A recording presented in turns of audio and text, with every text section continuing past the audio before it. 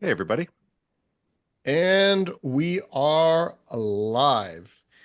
Welcome, everybody. This is our fourth weekly live stream Fox Marin Boots on the Ground conversation to talk about all things Toronto real estate that we are seeing happening in real time. So, if you're in the market, on the market, or thinking about the market, then you've come to the right place. Feel free to ask any questions in the chat as we go along in this conversation. I'm going to introduce everybody, starting with my favorite person, myself. My name is Ralph Fox, and I am the broker of record and co-founder of Fox Marin. That got some chuckles. I thought that was And going to be thrown right to me, uh, Ralph. I thought I was next, number one. next, we're going to start with my other favorite person, Corey Marin, partner in crime, co-founder of Fox Marin. Number three on my list, we have, I think I got to go with Sammy, actually, at least today. Oh, Sammy is an agent at Fox Marin. And then we have VP Sales, uh, Mr. Ian Busher, who seemingly has disappeared, but now he's back. Oh, Sorry, I just had some choice words that I couldn't say live on the air about being number four. why is my text blowing up right now? I have no idea, but we'll look after that. We'll hash this out after the live podcast, Ian. And then we have Mr. Ruben Labovitz, who is the do you want apple to of my try eye. that So, again? yeah, exactly. It's a good thing this isn't recording, but it actually is recording. So now that we're off to such a great start, I'm happy to have everybody here join us. And here we're here to talk about all things Toronto real estate. So very much interested to hear everyone's feedback on the week that was. Does anyone have any topics that they'd like to discuss right now? If there's nothing in the chat, I think just before we came on, we were talking about the struggles to sell condos and the difficult conversations we're having with people who need to have their condos listed. So, Ralph, if I may throw back to you, I think you had a call this week that you were going to give us some details about just to kind of get us started. Actually, this is basically a call that we're having daily, one capacity or another, with people who are looking to list their condo, and ultimately we're continually having to give them bad news to talk about the market. It's a very difficult time. If you own a condo in Toronto, it's going to be a really tough time to sell it unless there is something extremely unique, like you have a hard loft or you have some features that make it stand out from the generic rest. But there are a lot of tough conversations that we're having, not just specific to the resale market, but also to the pre-construction market, where a lot of people right now are getting very stressed out about occupancy dates and closing dates, carrying costs, low rents, and appraisals. So it's a really challenging time. We were talking about this with our clients earlier who are considering selling their condo because they want to move into a house. And this is actually a really interesting topic where typically you have what's known as a property ladder. And in Toronto, the first property people buy who are trying to climb that ladder as first time buyers generally are condos. And then they graduate as they build up equity and they see an increase in their incomes into the freehold low rise market. And a lot of people increasingly are getting stuck in their condos, unable to pull out their equity and make the transition from a condo into a low rise home. And so these aren't pleasant conversations. Talking to people who are investors who've bought pre construction in 2020, 2021, 2019, and really, really finding themselves in tough situations. And as I look at it, this is the year or maybe even couple years of having really tough conversations. And it's very different from what a lot of agents have seen who've been in the business for a long time because everything has always just been a big party and everything's selling and everything's buying and things are moving really, really quick. And now it's a real tough time to be in our business and help our fiduciary duty to our clients to guide them by telling them what is actually happening in the market.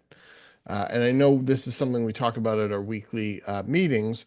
This is something that we're all facing in terms of conversations that we're having with our clients. I've spoken to everyone sitting here right now who's spoken to their clients and had very tough conversations with their buyers and sellers. Guys, is there any actual aspects of what I just said that you faced specifically in the last week that you think might be helpful to bring up as examples?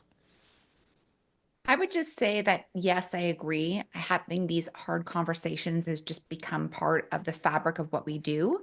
And for somebody with my personality type that's always been a people pleaser and probably skews more optimistic, I can't believe how good I have become at just saying what is just fact and not fluffing around what's actually going down because it only services the client for me to tell them exactly how things are in the most raw, legitimate way. And so it's been really tiresome for clients who want to make these big lifestyle changes on behalf of their family and their kids, and they want to prosper and see themselves like in more of an expansion role, and they have to just continually contract, just in terms of the vision for their life and their lifestyle and their needs and their wants, and then they have to stay kind of contained and metaphorically and physically in these boxes because they're unable to move forward.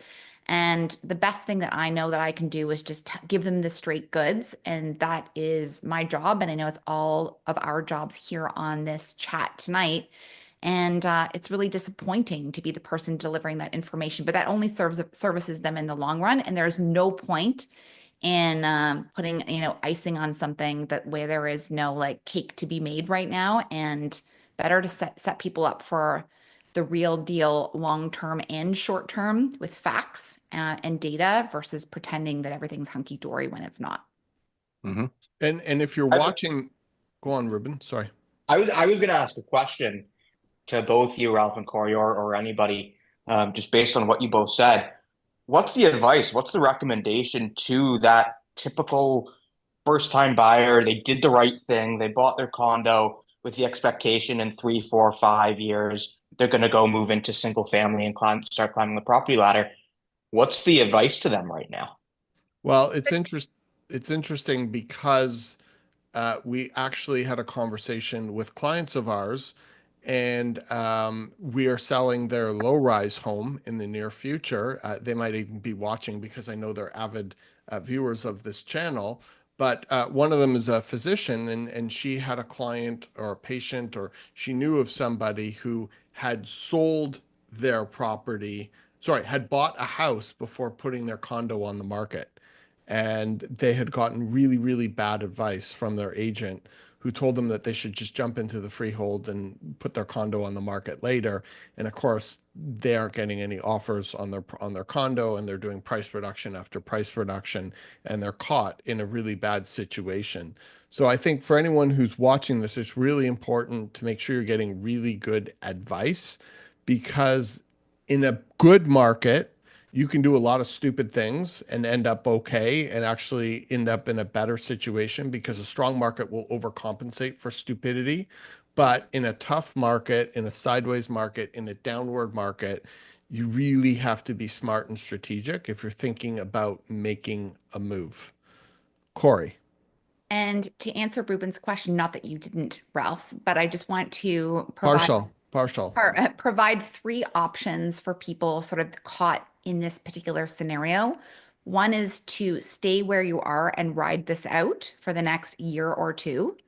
The second is there any creative way for you to work through your finances by way of pulling equity out of your condo, or perhaps borrowing money from the bank of mom and dad or the bank of grandma and grandpa, and being able to rent out your condo and then acquiring that first low rise property and then riding out the wave of your condo as a rental until things are better on that first end, and selling it in 2, 3 years.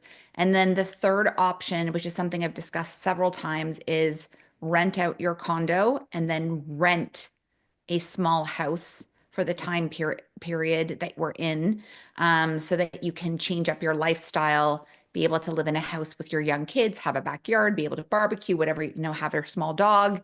And then in 2 or 3 years from now, sort of reassess where you're at to see if you can make things work with some time from beginning to end.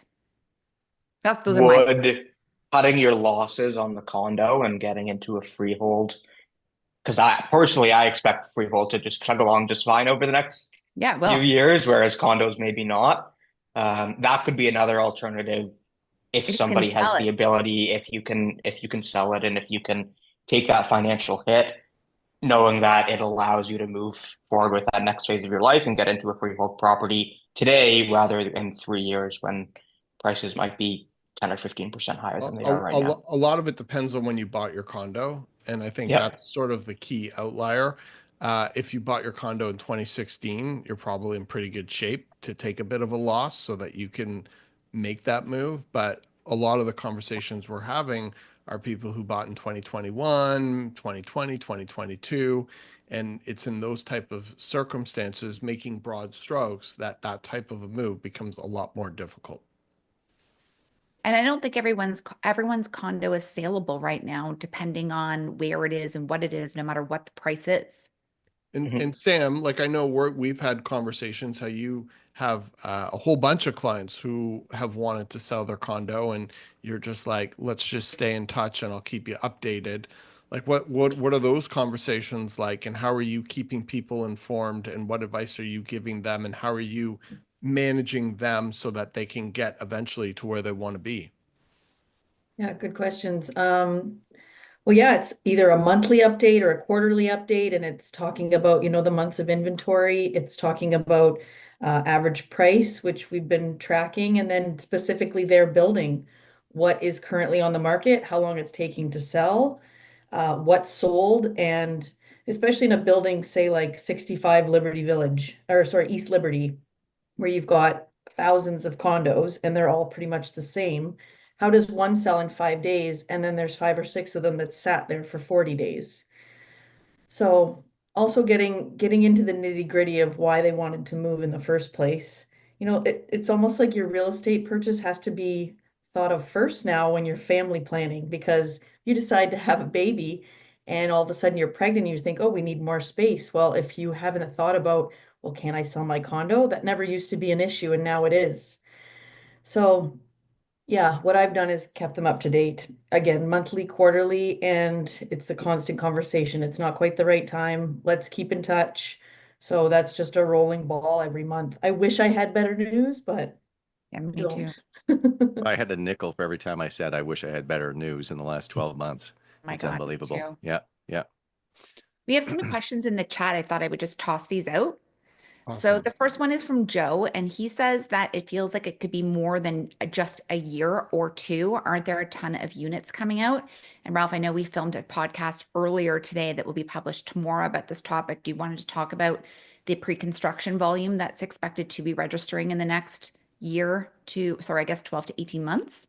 Well, I think it's that, but it's also looking and beyond, and nobody has a crystal ball. So I think it's a whole bunch of factors. The first way to look at any market is to start to think about supply and demand. So let's talk about the supply and what's coming online. And so, Joe, you are very right. There is a lot of supply that's still in the pipeline, and it's probably going to be coming out over the next year to 18 months. We're looking at anywhere between 30 to 35,000 condos coming out. So that's a lot to absorb. Now, keep in mind, probably 40% of those are end users, meaning people who bought with the intention of living in those units. However, there still is a fair amount of inventory in the pipeline. But the key thing to understand is that after that inventory comes out, there is nothing left in the pipeline, and it's anticipated for a while that we'll be seeing zero new inventory.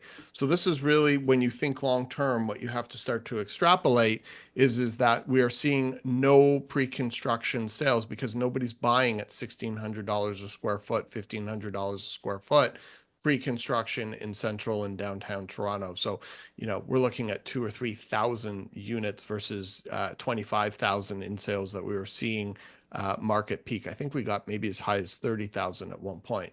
So the entire pipeline is going to dry up. and it's going to stay dry until resale fully comes back. And then it's going to take 3 or 4 years after that. So we're looking probably at about a decade of extremely anemic low levels of supply coming online in the condo market. And when you're talking about a market the size of 7 million people, that's really going to have an effect. Now, when that happens is really hard to say, but we do know that once the supply runs out, it will be for a very long time. And then if those factors meet low interest rates, the immigration tap turned back on, dependent upon who wins the election, and when the economy starts to stabilize, and there's a lot of ifs there. But if the macro picture starts to give a little more certainty in conjunction with the supply, the demand and the supply, it could be a couple of years. But honestly, Joe, it could take longer. And nobody really does have a crystal ball.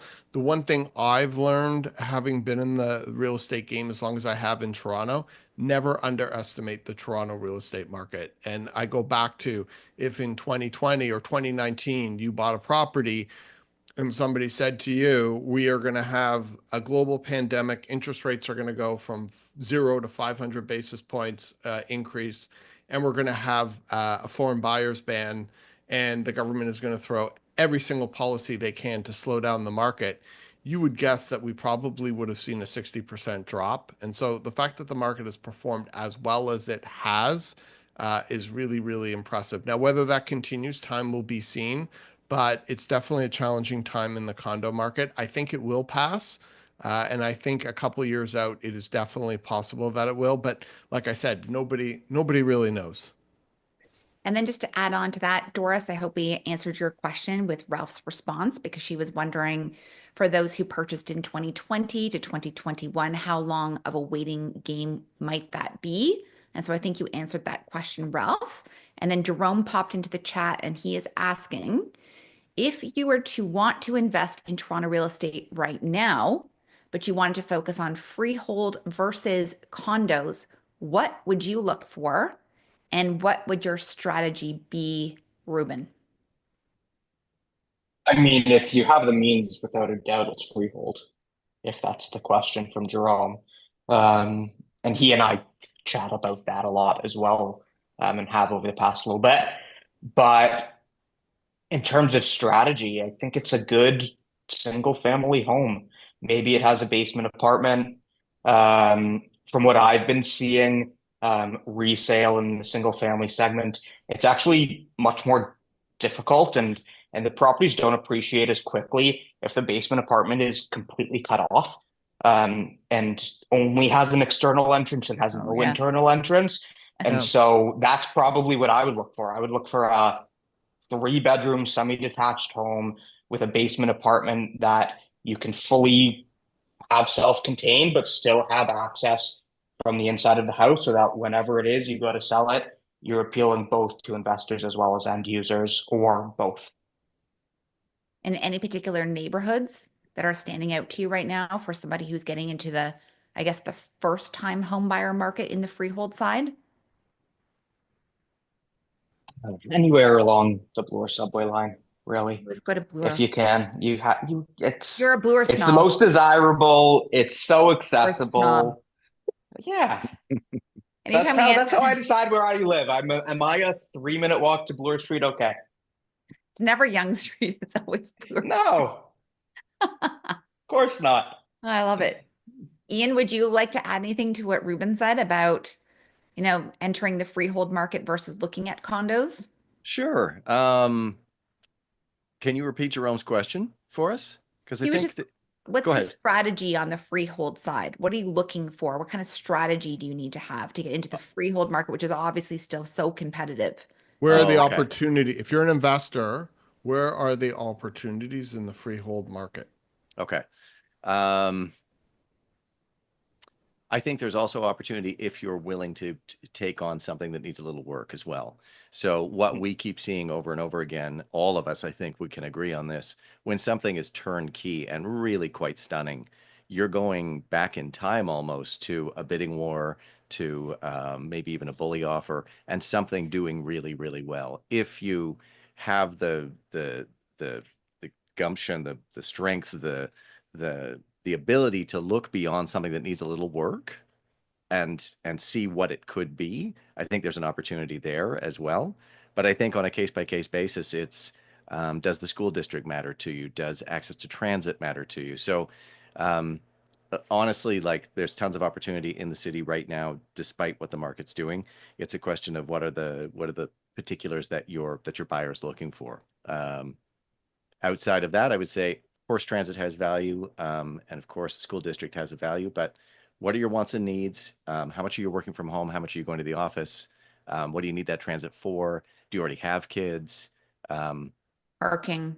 Pets, parking, right? All of those details. But yeah, if you can find something and throw in a little work of your own to it, I think that might be a bit of a better opportunity than finding something that's turnkey. And the other thing about freehold, and same with condos, is that, at least this is my experience anyways with buyers, particularly first-time home buyers, everyone gets really excited about making that purchase, their first acquisition. And they're all ready on the first weekend. You get your coffees and you get in the car and you're going to go check out like 20 different properties in all these different neighborhoods. And everyone thinks it's going to be like HGTV. And like it's kind of fun for like the first weekend or two. And then you start getting into the grind of what looking for a home actually is. And the sex appeal wears off really quickly. And looking for a home that meets your needs and wants and fits within the budget becomes very much a part-time job and a commitment on the buyer and the agent's behalf to be able to have the tenacity to go out over and over again and have the endurance to find the right property. And the novelty of shopping for a house wears off really, really fast. And Grind is the so, perfect word. yeah, it is Yeah. a grind. And I think it seems like it's something that everyone looks forward to. And that just is something you have to keep in mind when you're home shopping, that it's not as glamorous as it looks on TV, but those that are committed to the process and get out there and see properties and they track what's going on and they're having conversations with their agent and they're brainstorming and being very open-minded to what's out there are the ones that are successful on the freehold side. But I think if you know going in that it's going to be a bit of a hustle, I think it's very helpful because it's not a romantic thing to do at I all. think we've all had those clients where at week 3 they're like, "Am I being too picky? Are you tired of us? Should we have bought something already? Why is this taking so long? Why is it so hard?" So let's just put it out there right now on the record for all of the first-time buyers that the first month almost is part of your experience and education, Yes. right? The second month is about maybe losing once or twice, maybe not, but maybe losing one, two, three times so that you get your ass knocked down and you get back up and you get a bit more aggressive and you figure out how this works. Mhm. And the average is 8 to 12 weeks from start until you've actually procured something. Going beyond that, maybe re-examine it and say, like, is there something we could be doing differently? Do we need a bigger budget? Do we need to check out different neighborhoods, different styles of housing?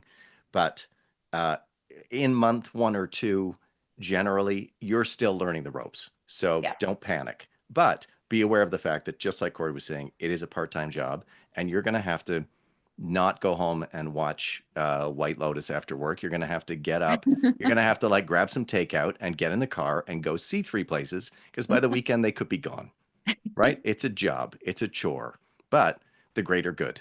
Like Yes. do it for the greater good. Do it. The more you do it, the faster you'll get there. Yep. Dedicate. I think it's really important if you're making the largest investment of your life and trying to set out the future path of the next 5 years and or 20 based on the dominoes that will fall by this decision. It's really imperative that you give it the respect that it deserves and you actually do the work, because there's an old quote that I love by Jim Rohn. You can't pay someone to do your push-ups for you. You got to get out there and you got to figure it out for yourself. Build a great team, go through the process, but you have to be prepared to do the heavy lifting. Otherwise, you'll end up making a bad decision one way or the other. So I think the best advice I could give is do the work.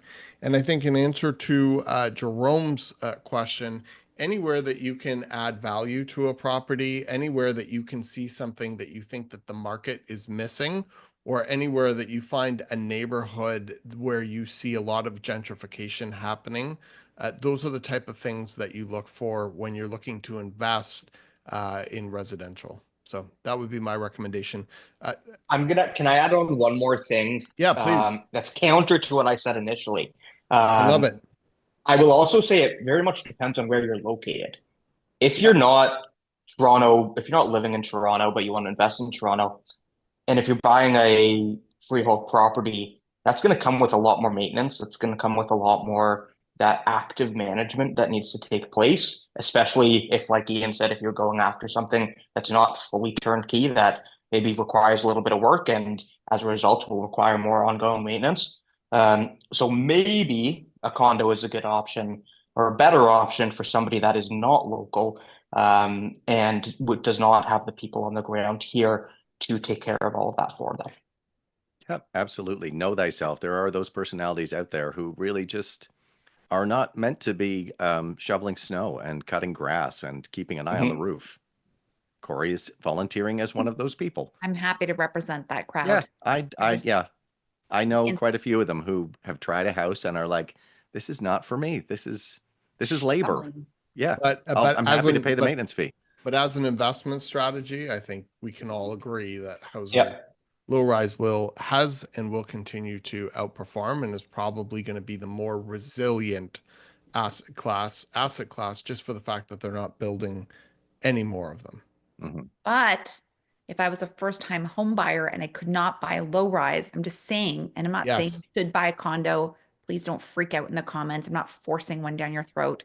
But I honestly think, and just like everyone's always like, like they just get so trolly about the condos. Everyone just really, really, really wants the condo market to like just super crash. I'm just saying, if I was a first-time home buyer and I was going to live there and I knew that I had job security in whatever I was doing, I would take advantage of the condo market so much right Yes. now and Yeah. scoop up something really Yes. awesome. Like I just would just go guns a-blazing on the condo. I would just do it, jump Well, and in. that's why earlier I asked you to repeat Jerome's question because I think it said like, where would you invest right now? And Mhm. just like buying low and waiting for it to come back up, if you don't necessarily need the backyard and all the things that come with a home, then yeah, find yourself a condo that's a pretty good deal, and there's lots of them. I mean, not a deal, but you know what I'm saying. Like, Yes. yeah, like get yourself into a condo now, write it back up if you think you could stay in a condo for the next 5 to 10 years, Yeah. and then transfer your appreciation to freehold at that point, Yeah. rather than continuing to pay Remember, rent or staying in your parents' basement. Yes. after 2 years, the pipeline dries up. Exactly. So for a very long time. So if you're young and you're scraping your shekels together, it's something worth considering. So speak to a professional. And if you're going to do that, make sure you take advantage of what you can in this market and buy in a good building from a good developer in a good location with a good floor plan and layout that you won't end up regretting. You Without have a the shit time. ton of amenities. You've got the time right now to do the research too. You don't have to just go see something and either buy it or it's gone. Right? So Exactly. you can interview agents, find yourself a good buyer agent, find somebody who knows what you want, understands the market, can help you look at some options, not forever, but for a little while, right? Compare some buildings and come to a reasonable decision with a bit of logic and a bit of thought behind it rather than run, buy, which is how the market Exactly. was in 20 and 21. So Totally. Corey, we have a couple comments going on in the chat room. I'm Being our going- chat moderator, I No, thought I'd thanks. just pass this back over to you. I love being the chat moderator. You're such a And I- good chat moderator. And I'd like to add just one thing about condos. Please check how many elevator banks there are. That's just please. Yes. Thank you. Just wanted Yeah. to get that out. I wouldn't be able to sleep unless I said it. So David is asking us the way things that are going in Canada right now, which none of us really know where it's going, will the Fed drop the rates to, well, the federal funds rate to 1.5? I'll Ralph, jump in here. this is very much your question. It was like, where's your answer? This is where Yeah, you jump in. exactly. I think 2 is almost in the cards for sure. 1.5 seems very aggressive. And to what Joe had responded to in that question, just looking at that chat, it would mean for us to hit 1.5, it would mean a lot of things are going wrong, like maybe another pandemic or maybe the US invades. I think under 2% would be Not gonna invade. friggin' drastic. So it is possible, anything's possible, but I think it would be a sign of a lot of turmoil in the economy. Probably would mean high unemployment, which could in turn affect the residential resale market in Toronto. So it's a fine line, but rates definitely are going down from here. How fast, where they're going to land, nobody knows. But there'll definitely be continued downward pressure. But I don't think any of us are wishing to see 1.5% because we'll be living in another augmented reality in the simulation we call 2025. Kind of does feel like we're living in a Oh, simulation. we're in a simulation. And there's no way For the sure. US is going to invade. No, they're not. They don't want us. So there That's you a go. whole other conversation. Anyone have anything they want to add to that? No, I was going to say exactly the same thing. My financial side wants it to be 1.5, but my logical side is like, yeah, please no. There would be so much else that was wrong to get us there. And if it is going there, it's not going there this year. With a little luck, Ralph, would you say like maybe 2 by the end of this year? Would that be your prediction? Yeah, but who knows? I predicate that with who knows. Yeah, But true. I think the economy's a lot worse off than people are talking about or understand. And we'll see what happens on April 28th. Yep. And at the next few Bank of Canada meetings too. One being next week. Yeah, Exactly. maybe that's why Joe was asking. Sammy, anything to say at all about anything? I haven't heard too much from you, and I thought I'd just give you an opportunity to speak your truth. I'm observing everyone's fantastic answers. No, I think going back to what Ruben said about how, or maybe it was Ian, looking for opportunities where you could improve in the house. And then over time, if the house wasn't perfect, but it was 70 or 80% in the freehold market, looking for areas to improve, putting in maybe a powder room because that's such a popular thing these days. That would go a long way further down the road. But just because it didn't have it when you saw the house but you really like the rest of the house doesn't mean you don't have to offer on it. I do have a few clients who I think get caught up in that. Or if there is a basement and it's separate, maybe there's a wall you could blow out to get access to the basement. Like there's a lot of creative ways of doing it. And I think having a good team, which we do of contractors and instigators, what are they called? Help me out here. Home Inspectors. inspectors. Instigators. Instigator. I like it. I like instigator. Yeah, the That'd instigators. be a good name for a Having that brokerage. team. The instigators. Having that team be able to come and give quotes, that also helps people ease people's minds because a lot of people don't know what things cost. Yeah, you guys kind of said it all. You read my mind.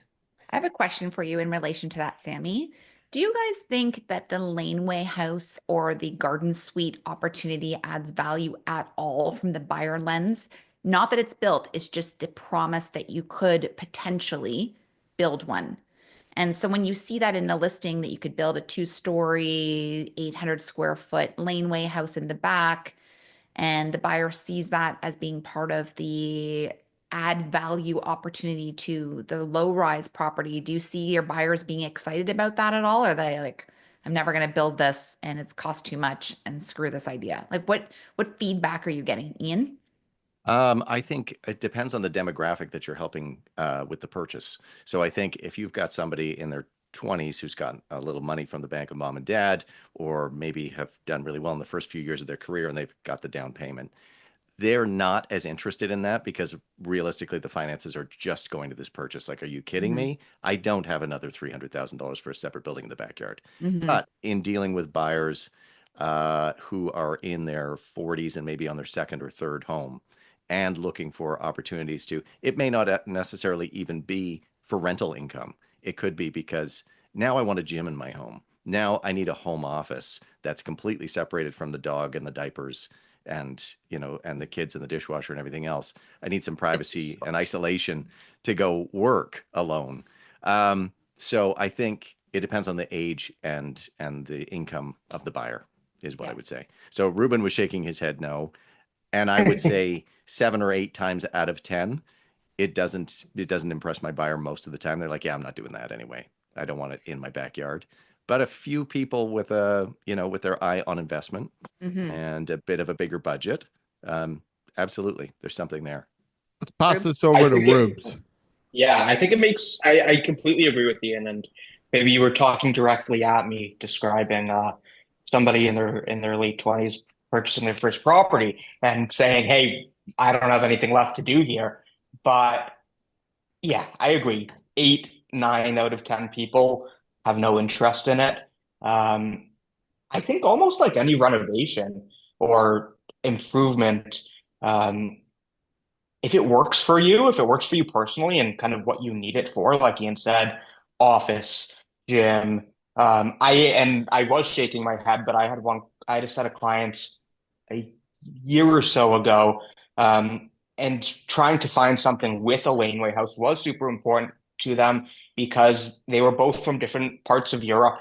Both of them had families in different parts of Europe who would want to visit for a month or more at a time. And they said, I don't want them in my basement. Let's find a place to stick mom and dad when they come to visit. Um, so yeah, I don't think it makes a ton of sense for the average buyer. I don't think most buyers are super interested into it. Um, but there are obviously circumstances where it really works for somebody's lifestyle if they have the means to make it happen. Ian? I have a Ian. follow-up question to that too for everybody. What about the listings where it's already built?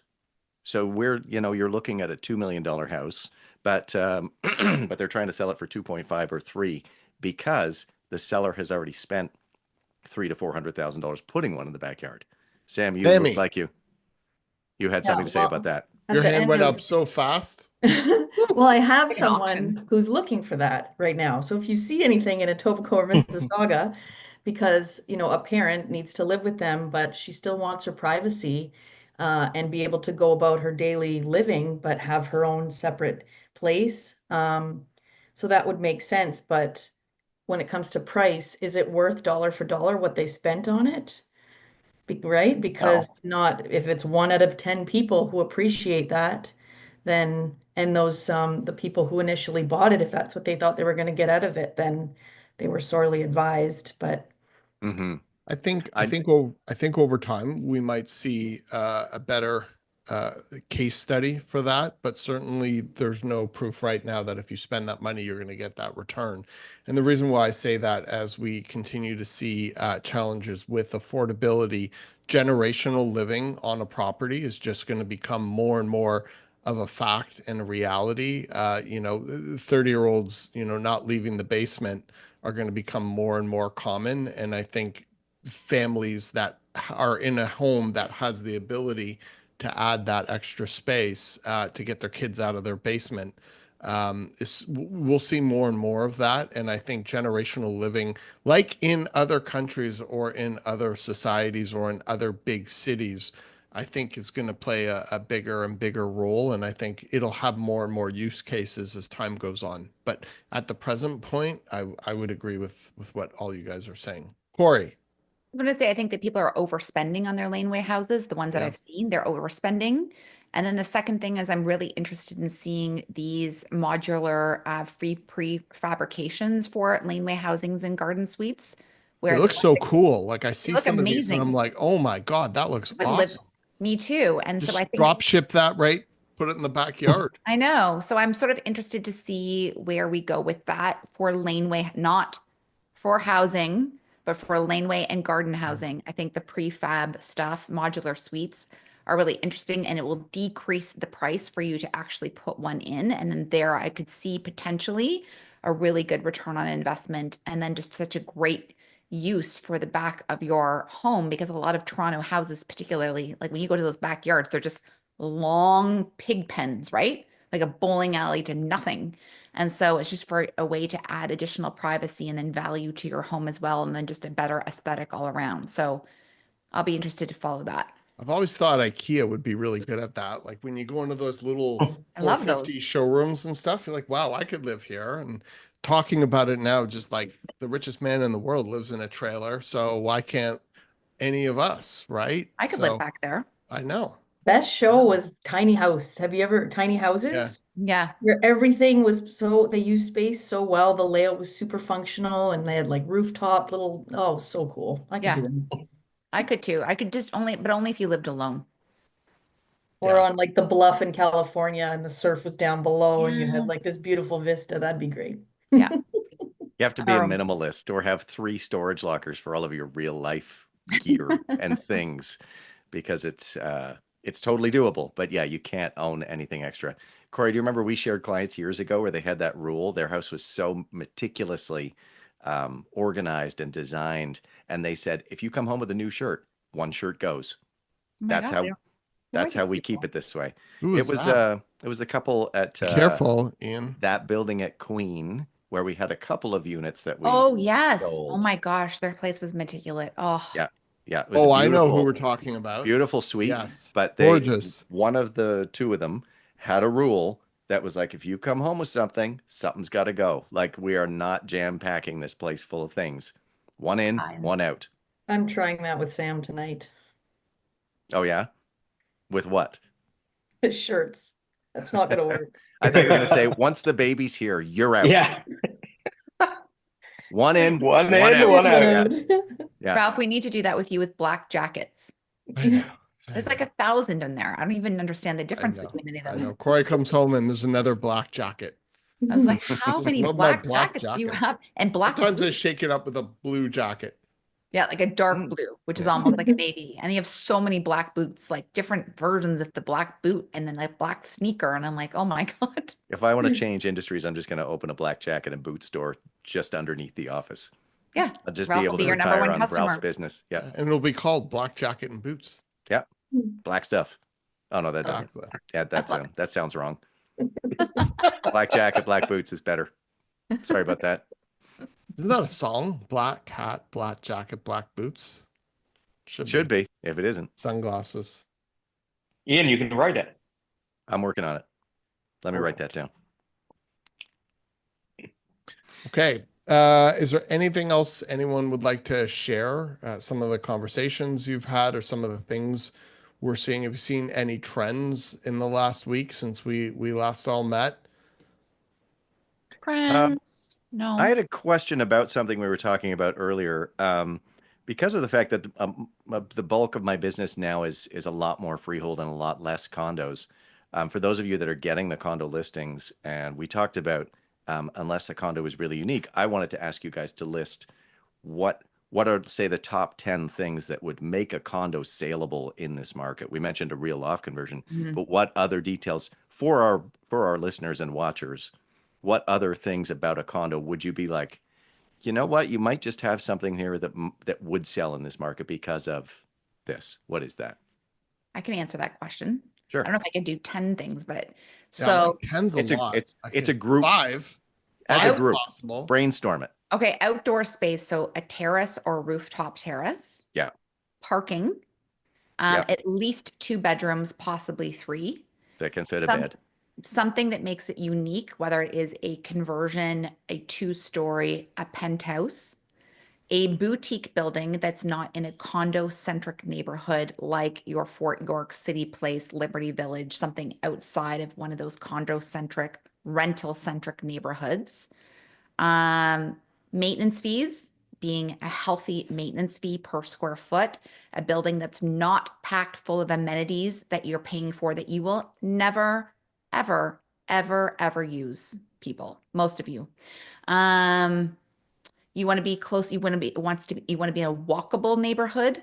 So something that's walkable to your gym, to your local coffee shop, to your transit, to good restaurants, and to have The an Bloor Street. grocery for some. For Quiet, you. So those ceiling heights, I think, make it saleable. Light. Scale, View. view. Yeah, those are like the main ones. Mhm. It's like where a one. young family could live. It's almost a great shopping list for buying right now, too, right? Like all the things that you should be looking out for if you're condo shopping, as Yeah. well as you will have an easier time selling with this list of as many of these boxes checked as possible. Yep. Yep. It's interesting because we have a large luxury penthouse on the market. It's 2 stories with this incredible terrace in the King West neighborhood. And we've had so many showings on that property and so much interest and so many conversations about it. And it's recently really picked up on showings again. So I'm just like, so interesting. Where are all Hmm. these people coming from? And this is not an inexpensive price point. In fact, it exceeds 3 million, and there's quite a few buyers out there, poking around at that particular property, but it meets a lot of that checklist. Interesting. And you guys had a terrific quick sale of a real loft conversion, right? Yeah, it Last sold in week. like 3 hours. Yeah. Just to kind of speak to how something truly unique and interesting may not have the same problems as your cookie cutter. Yep. I mean, there's definitely buyers still out there, and there's definitely money. Never Hmm. underestimate the Toronto real estate market, and never underestimate how much money there is in Toronto. So I think if you can just marry that with something that's unique or potentially could meet a specific buyer or something that would generally tell a really good story in terms of its uniqueness, those are the type of properties that are going to sell in any market. Hmm. I think some other investments right now are not looking so good, to put a vague blanket statement on that. But also, I think people who have got some money that they want to move around into something else has led to why some investors are starting to come back to the condo market. Just very slowly, very cautiously. It's the beginning of, I'm hoping, what is a bell curve. But I think people are looking for bricks and mortar places to put a bit of money right now while things are so volatile. It's interesting though, because we've talked about this at our team meetings. We've talked about this on some of our past lives at how we were starting to see condo investors start to come back or having conversations with them. And it's interesting because Ruben has quite a few of them on his roster, and a few of them have suddenly just pulled back. Maybe I'll let Ruben talk about that because it is interesting because we haven't been having those conversations in 2024. We started having a lot of them in 2025. We are continuing to. But again, there's trepidation out there about what's happening in the world and in the market. And is this, as an investor, a good time to invest, or is it better to hang on to your cash and stay liquid? Rubes, what can you say about that experience? Yeah, I mean, I don't have an exact answer to that question that you just posed, but that's kind of what I had been asking anybody who came to me over the past number of months who said, okay, I do want to invest. And I can ask, the first question I asked them is why? Why and why now? And it is interesting that over the past week, 3 of them have decided to pull back, and can't blame them because when we started, in all honesty, tried to talk them out of it. But then we started the process. They were convinced they wanted to do it. And the answer to, okay, we're pulling back now is just the state of the world and the state of the economy. And it And isn't. Uncertainty. Sorry, Ruben, go on. no, go ahead. It's the uncertainty, and it's let's try and weather this storm. And the condo market's not going anywhere. It's Uh, not the fear of missing out that we had in no. 2021.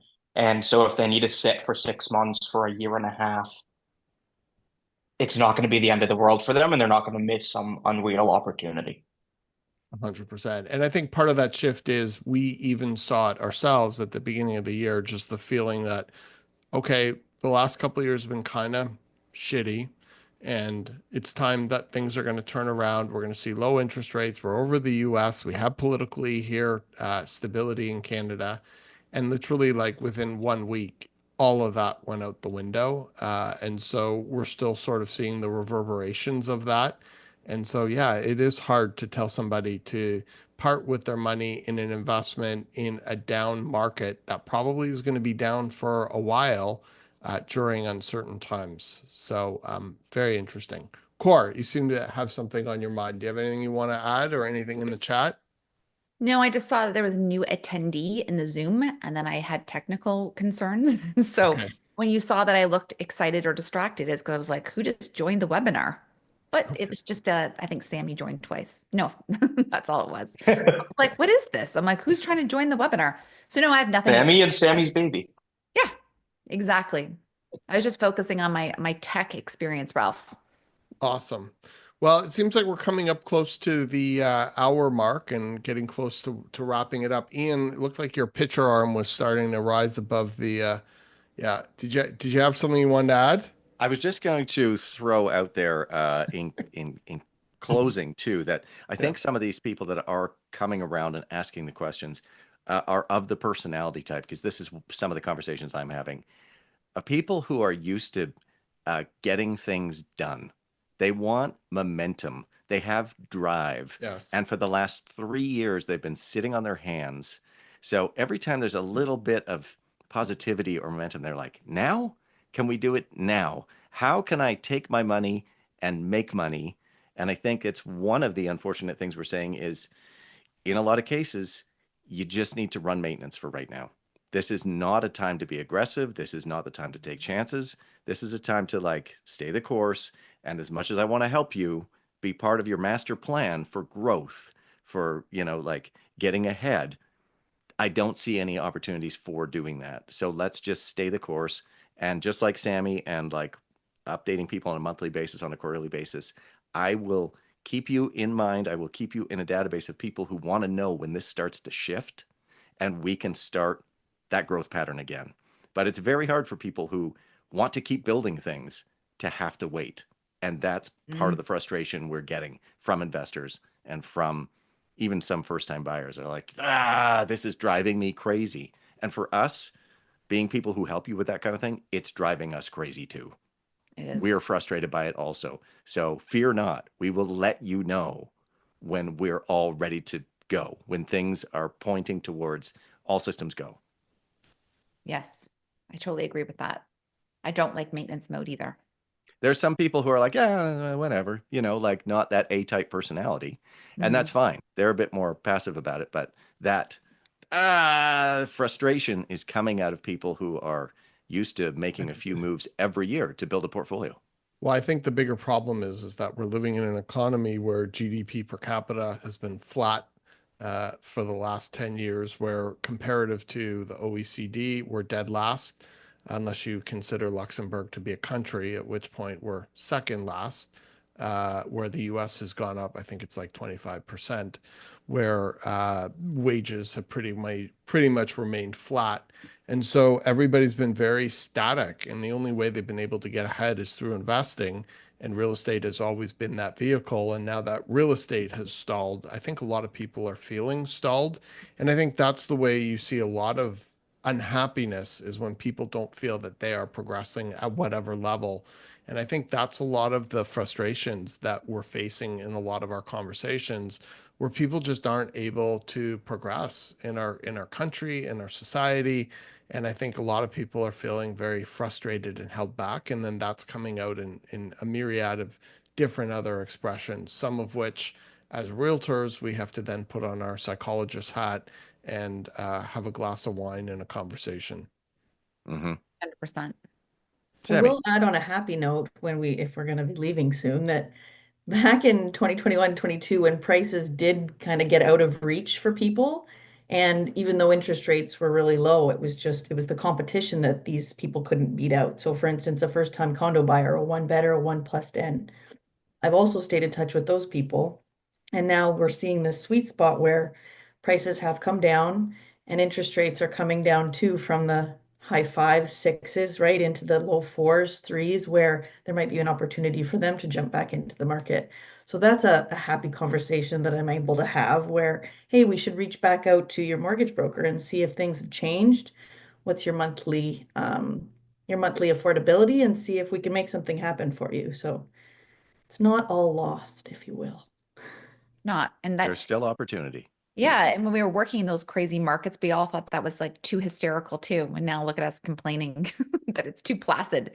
This isn't crazy enough. We're just used to crazy. Now this is maintenance mode. I'm not used to maintenance mode. I want the crazy back. And as agents, it's one of the things that we talk about and don't really necessarily often think about is, oh my gosh, it took 40 days for a property to sell, or the average listing days on the market is 40 days, when just about every other market in the world works on, I don't know, 6 months, 7 months. So we're still way more active than a lot of other markets in the world. And, we just are used to working at a much different pace. And I think that shift for A-type personalities, like Ian was talking about earlier, is part of the transition to this new normal, which is where everything is kind of frozen. And the people who Slow. are making moves right now are more so doing so for lifestyle purposes than ROI. Mhm. Hmm. Okay. Well, we are Awesome. just at about the 1 hour mark. The time just flew by. I have no idea what the hell we talked about, but I feel satisfied. And I think we got up to 15 live viewers. So God bless each and every one of you for tuning in. I hope you guys at some point got some value out of this conversation. Please be sure to like or subscribe so you can stay in touch with Fox Marin and everything that's going on. We're dropping a really good podcast tomorrow. Our podcast interview with David Young, who's a pre-construction real estate lawyer who did I think 300 pre-con transactions last year, is going to join us and talk about what he's seeing in the market. So that should be really interesting because that's going to impact what's coming down the pipe over the next couple of years. So please be sure to tune in. Thank you so much for watching us, listening to us. As I said earlier, we love each and every one of you. If you ever have any questions, please be sure to drop them in the comments section. Call us, email us, text us. That's what we do. We're here for you. Thank you so much. And we'll see you next week on our next live. Thanks, everybody.